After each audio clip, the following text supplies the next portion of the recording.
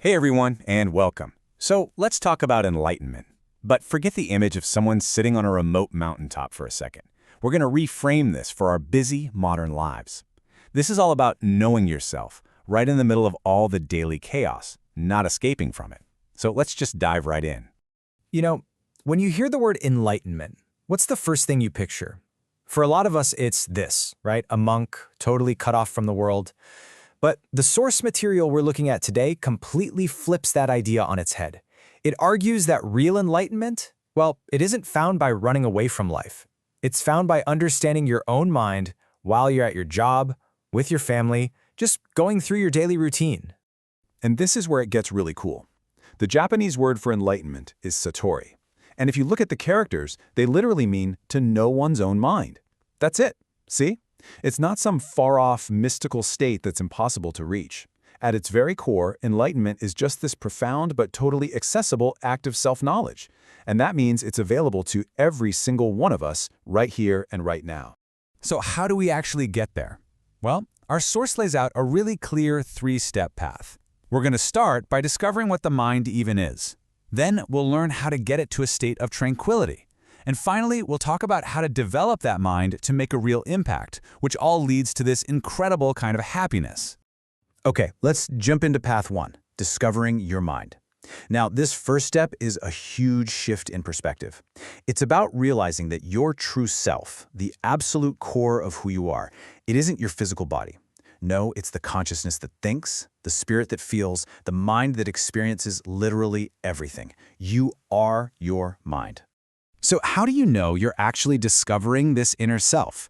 The source gives us two really useful checkpoints for the journey. First, have you found the force of love inside of you? And second, have you found the force of goodness? Let's break down what that really truly means.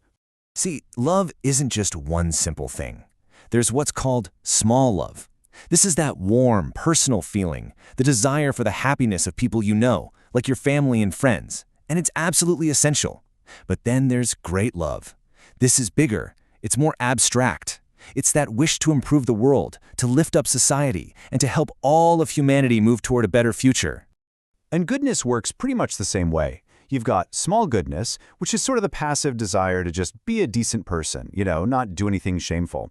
But then there's great goodness. And this is active. This is the courage to actually stand up and fight against the major injustices and evils that are holding humanity back. Now, I know these concepts can feel a little bit abstract, so to make them really concrete, the source gives us this incredible story from about 2,500 years ago in China about a philosopher named Mozi. So, the story goes that Mozi hears this terrifying news. A powerful kingdom next door is about to invade his home state. And get this. They've got a secret weapon. It's a new, high-tech siege engine called a cloud ladder, and it's designed to make taking over walled cities easy. The situation seems pretty hopeless. But Mozi doesn't give in to despair. Instead, he does something absolutely extraordinary. He travels completely alone, deep into enemy territory, and somehow gets an audience with the king. He doesn't bring an army with him, he brings his mind. And he calmly demonstrates that he's already figured out how to defeat their supposedly unbeatable weapon. I mean, can you imagine the look on the king's face? He and his general are just stunned. They think, okay, we'll just kill this guy and get rid of the problem. But Mozi is one step ahead, and he delivers the final checkmate. He says, even if you kill me, it's too late. My disciples already have my defense plans. You cannot win. And just like that, the invasion was called off. Okay, so what's the point of this story? Well, here's how it all connects back. Mozi's motivation, that deep, burning desire to protect his people from the horrors of war, that was a perfect example of great love.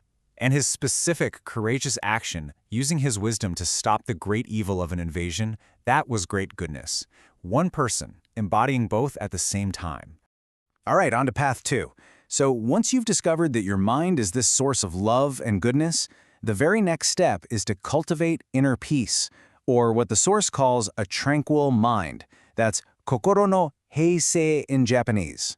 So what is a tranquil mind, really? The source uses this beautiful metaphor. It's a mind that's like the perfectly still, crystal clear surface of a lake. Think about it. When your mind is agitated and choppy, it can't reflect anything clearly. But when it's calm, it can perfectly receive the light of true happiness and wisdom. This tranquility is literally the foundation for genuine joy. So how do we get there? Well, the Source gives us two really practical tools. For the small, daily ripples of life, we use self-reflection. But for the great storms, the huge challenges, we need to build something called an immovable mind, or Budoshin.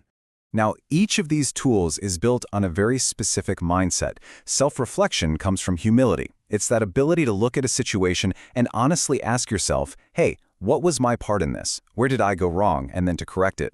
That calms the daily ripples. The immovable mind, on the other hand, comes from deep conviction, a powerful belief in your principles of love and goodness. It's like an inner fortress that lets you handle immense pressure without breaking.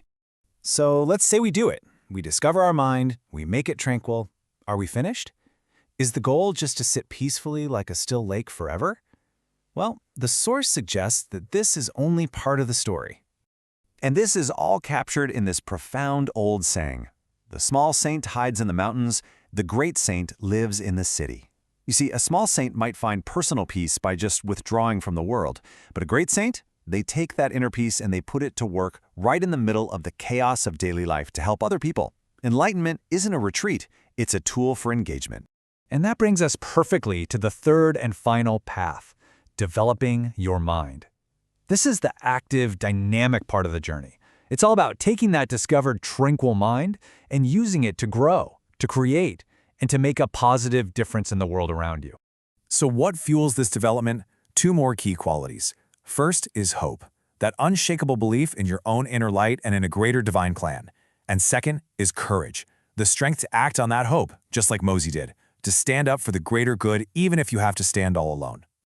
So, after this whole journey of discovery, tranquility, and development, what's the result? What's the actual happiness that enlightenment brings? Well, it might not be what you think.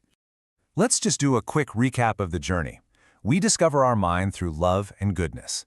We attain tranquility through self-reflection and deep conviction. And then we develop that mind through hope and courage. You see how each step builds on the last, leading to that final reward. And the reward for all of this work? It's something incredibly powerful. The ultimate happiness, according to our Source, is to discover your soul's unique mission for this life, and then to live it so fully, with so much passion, that you burn it completely. It's a happiness that comes from total purpose and fulfillment, not just from being peaceful. This whole journey, this path to a kind of modern enlightenment, it leads us right back to one single vital question. It's not about becoming someone else or going somewhere else. It's about discovering what's already inside of you. So the journey ends right where it begins, with you. What is your mind's true mission?